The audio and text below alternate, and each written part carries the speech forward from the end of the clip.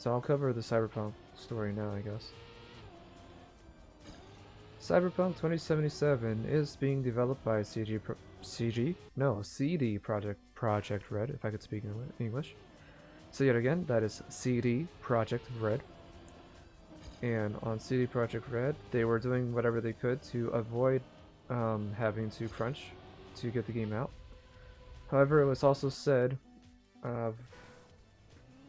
early this year, really, that crunch was not going to be unavoidable, that they would have to, especially towards the final bit of development.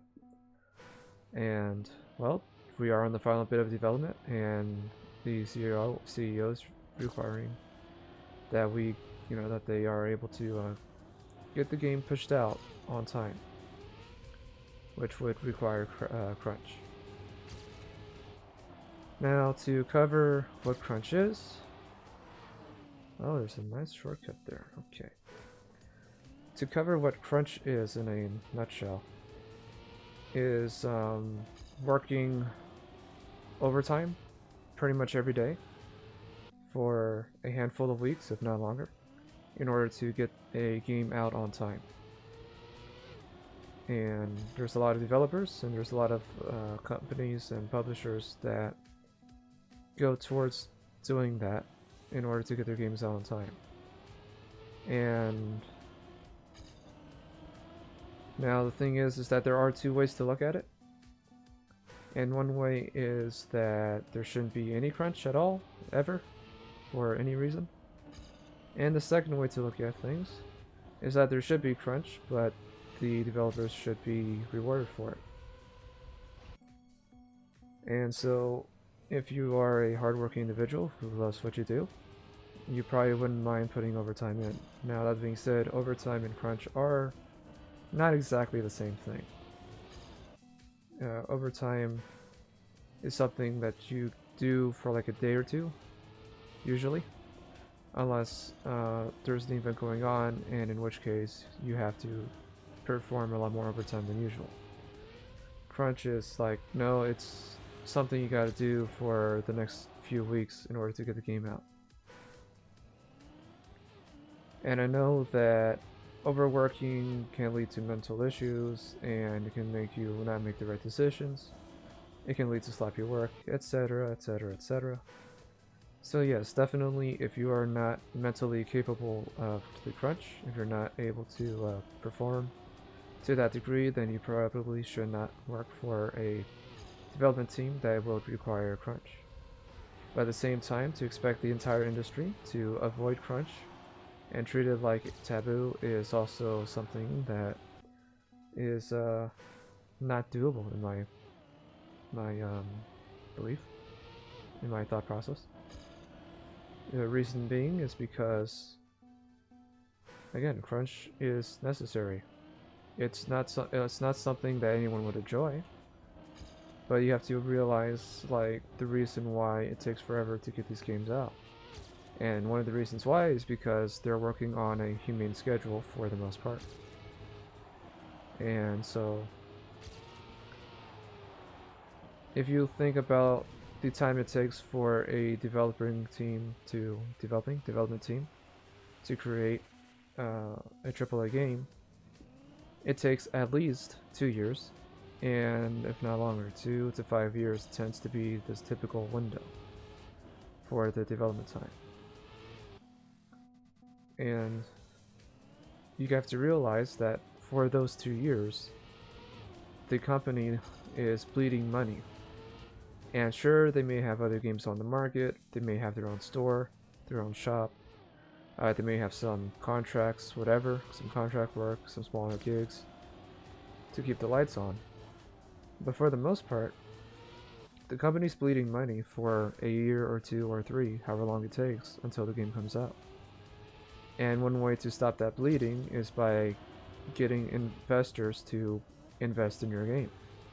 And, well, if you have nothing to show for, if you don't have any product to show for within the first 6 months to a year, then you don't get investor money, and things can get pretty tight on that. Now, of course, if you're looking at EA, Activision, Blizzard, all these large companies that make millions of dollars, including CD Projekt Red, if I could say the word right for once. You know, say, well, they can still take a beating to it. You know, they can still throw more money at it, and like, sure, they can, but it won't look good financially. And secondly, all this stuff is budgeted, so like, they can't necessarily go over budget unless they have a very specific reason to do so. That's advantageous to the final project. I know people are going to say, well, if people perform better, you know, in regular hours and not in the crunch, then that would provide a better end product. But that's not quite how it works. It's a very difficult thing to say or to talk about because there's so many moving parts in a development process of a game. And in regards to that, let me actually just say something.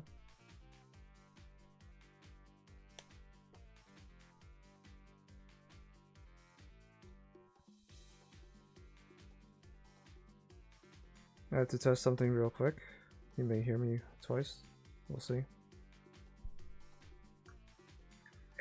in regards to that... Okay, good. That's all I needed to see, that we were actually getting sound out of this game. And out of my voice. So like I said, there's a lot of moving parts. But in regards to voice acting, that's typically contracted. In regards to dialogue, that's typically done before the game is completed. I would assume. Like, a lot of the big stuff that has to be done in the game would be your graphics, your textures. I mean, your voice lines to some degree, your lip sync, your cutscenes, that kind of stuff. And yeah, you can say, well, under crunch, they may not give off as great a product, but a lot of this product that's there is already built into the game, you can kind of say. And that a lot of the labor that's left in the game is just textures, foliage, artwork, and things of that nature that's already drawn out, it's already mocked up. They probably already have a version of it on a computer somewhere, and they just have to translate it to get it into the game. And I'm not trying to simplify the process of game development, because a lot of it's magic to me. But I do know a decent amount to say this, that, and the other. And so, yeah, it takes a while for a game to be developed. Yes, it takes a lot of man hours and a lot of time to get that product out there. But at the same time, it's not necessarily something that can't be done under crunch. And it sucks, but, you know, I think some of the outrage is a little exaggerated, and some of it is deserved. It does depend on the situation, and depends on each individual person, each individual developer. And if you're someone who's not looking forward to it, if you're like, no one's looking forward to crunch or overtime, ever, usually. But you have to be looking forward to the challenge, and you have to realize that what you're doing is a dedicated amount of time in order to get a product out to market. And now you have a set deadline, and you have to do everything you can to reach each deadline, each milestone, have something to show in meetings, have something playable, so on and so on and so on. And I know people are going to say that's a bad thing. Games are art, they should not be messed with by time and budget and yada yada. But at the same time, games are always, to a point, a product that is doomed to be obsolete. Even if they use cell shading, even if they have good gameplay and mechanics and so forth, it's a product that's doomed to be obsolete, you know, by the next 2 or 3 years. It's not really a product that you're going to get a whole lot of time out of in regards to keeping it on the shelves for like 5, 10, 20 years or so, and have it be on the shelves for the same price and that kind of stuff. It is something that people buy once, and they may buy a second or a third time for a console, and then that's it. And then the rest, you have to decide whether you want to develop more stuff afterwards, as in DLC, whether or not you want to charge your people, your customers, for that extra money, for the extra bit of content. Oh, okay. Or if you know, or if you want to give it off for free, and then just have people buy the game at whatever discounted base price the game would have been by that time. Now, does this mean that the game industry is struggling in regards to making money? No. Like every AAA game makes millions and millions of dollars, and that's to be expected. And I know there's a lot of moving parts, a lot of the money goes away relatively quickly. But it's not like they're making the money and then they're living paycheck to paycheck. They're making the money and they're basically investing years of their time to make a product to live off of it for more or less the same amount of time. If not longer, if possible. It's just something that's annoying to talk about.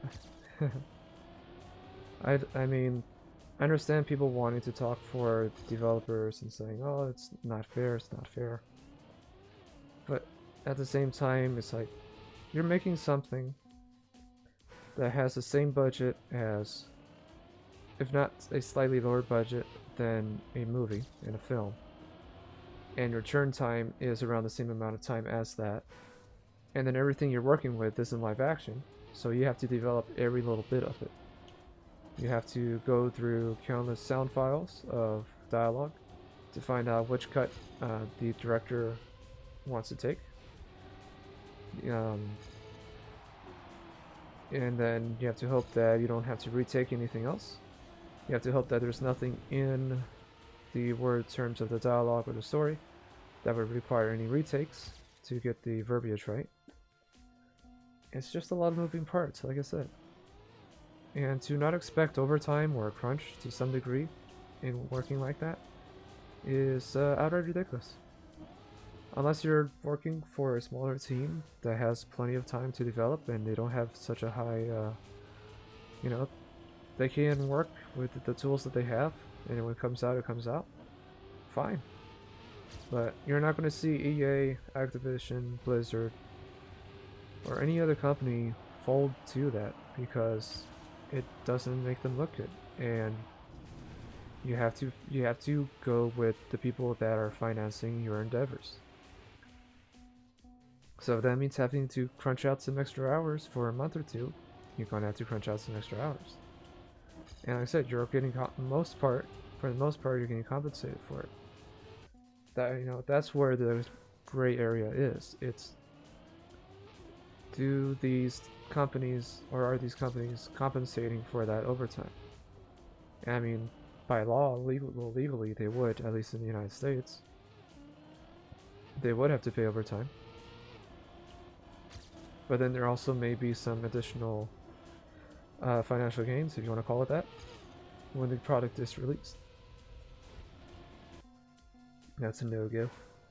When the product is actually released, and you're getting a bonus from it. And now, I think it was Activision that, either Activision or EA, but I think it was Activision, where the CEO, or maybe even Blizzard, I can't quite remember. Anyways, one of those CEOs pocketed a ton of millions of dollars as a bonus.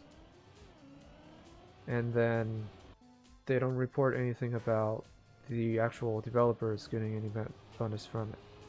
Not to say they did it, but that would also be something that should be reported. It should be something that is mentioned in articles and so on and so on.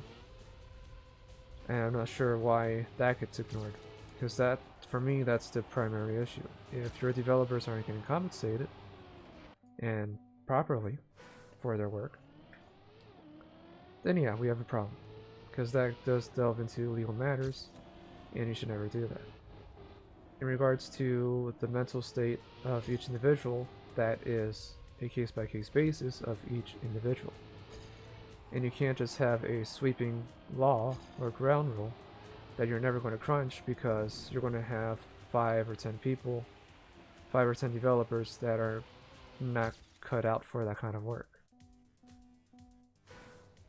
And I don't want to crush anyone's dreams, especially a dream of being a developer and creating your own games. But you have to realize that there's going to be a lot of time and dedication you got to put into that project. And unless you're just willing to go full on indie and make games on your own pace, good luck to you. There's a reason why indie games don't come out all that often. And there's a reason why they're a lot shorter than AAA games. They don't look as good as AAA games. And it's not that every game needs to look as good as a AAA game, or needs to be as long or play as well as one. But in order to get a polished AAA product, you have to put in the kind of time to make your product a polished AAA product. The time, the budget, so on and so forth. So I mean, that's all I can really say about it. I'm just going to go in circles talking about it. But yeah, if you're not cut out for it, you're not cut out for it. And it's just like any other job. You know, if you want to go into nursing and all of that, well, a lot of nurse hours require 12 hours a day. And you have to work about 4 days at the very least. And you still get your 40 hours a week, but you're doing it 12 hours at a time. And I know that doesn't sound inhumane or anything, because people are still getting their days off. But it's still not something that people are going to be used to. And there's going to be people who are not going to be mentally capable of having 12-hour shifts. So I mean, we can keep going down this argument, and like how far down do we have to go to compensate for every individual person? And that's why I'm saying it has to be more of a case-on-case basis, because you can't say, okay, you can work 8 hours a week, but if you're not mentally capable of doing it for 8 hours a week, then I guess you can work for 4. And then you can work for 4 hours whenever you want, however you like. That's part-time. So, I mean, it's just something that you have to get ready for. And I know, like, your supervisors, managers, they may promise, hey, we're not going to crunch, we're not going to go overtime. But things happen. Things happen. People don't get on schedule. Someone slacks off early on in the project for one reason or another. Maybe they have something in their personal life they have to take care of, and things don't get done, and they don't get done on time. And I know that there's a bit of a somewhat unrealistic expectation from investors, but that's why you keep coming up with your presentations with your demos and showing off your progress. Because so long as you can show progress and you can comfort your investors and your buyers, your customers, then yeah, you can have the game run, being developed for as long as you want. But there's going to be a point where the investors are going to say, okay, well, we're not going to send you any more money until the game's released. And then what? So, and like, again, with these large publishers, EA, Activision, say, oh, well, they have hundreds of millions of dollars they can put into the game. Yeah, they can. But their game's marketed or budgeted for a certain amount of money. And it never looks good to budget your game for one price and then have it go over budget. It never looks good. And like I said, it can result into a better end product. It very well can. It probably has in the past. But it's just not something that looks good financially. So I think I'm done with that topic. I'm just going to keep going in circles. That's why I need a co-captain to keep me on the path of not running around chasing my tail. But that's fine. That's also why I write things down before I do a live stream or something. Well, not a live stream, but before I do a video, because this is typically what happens. What else?